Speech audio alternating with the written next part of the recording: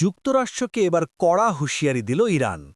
সোজা জানিয়ে দিয়েছে, আগে বন্দর থেকে অবরোধ তুলে নিতে হবে, তারপরই হবে আলোচনা। এই শর্ত থেকে একটি বিষয় একদম পরিষ্কার, পাকিস্তানের ইসলামাবাদে যুক্তরাষ্ট্রের সাথে দ্বিতীয় দফার শান্তি আলোচনায় হয়তো আর বসছে না তেহরান। অন্যদিকে ডোনাল্ড ট্রাম্প যুদ্ধবিরতির মেয়াদ বাড়াতে চাইলেও ইরান একে দেখছে নতুন কোনো হামলার ফাঁদ হিসেবে।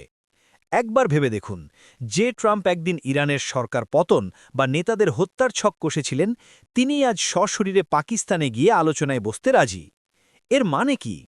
ইরানের হাতে কি তবে কোনো মোক্ষম অস্ত্র এসে গেছে? প্রশ্ন উঠছে, ইরান কি তবে গোপনে পারমাণবিক বোমা বা এমন বিধ্বংসী কিছু বানিয়ে ফেলেছে?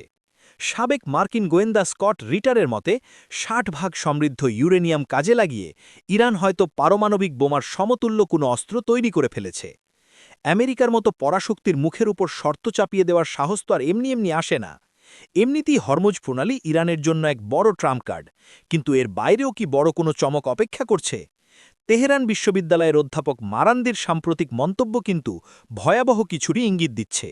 তিনি স্পষ্ট হুঁশিয়ারি দিয়েছেন, সৌদি আরব, কাতার, আরব আমিরাত বা কুয়েতের নাগরিকদের এখনই নিরাপদ আশ্রয়ে চলে যাওয়া উচিত, কারণ আমেরিকা যদি আজ রাতেও হামলা করে তবে ইরান এবার বসে থাকবে না।